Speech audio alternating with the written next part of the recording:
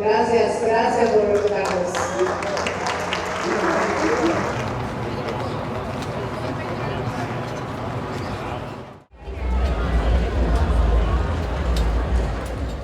球員版嘅波衫，因為佢喺剪裁、設計以及用料上咧都有所提升，所以佢嘅定價一般較高，大約港幣1100至1300元左右。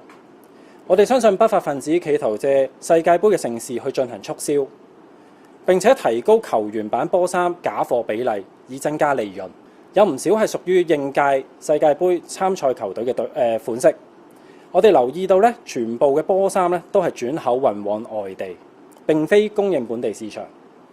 當中有接近80%係運往美洲地區。正版波衫嘅隊徽咧嘅印刷係比較精細，而假貨嘅印刷咧係比較粗糙啦。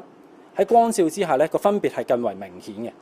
正版波衫每個字母嘅圖案咧都係立體而且富有層次感啦，而冒牌波衫佢係將字咧就印刷喺一整塊嘅平面上。如果摸上去咧，會明顯感覺到兩者嘅分別。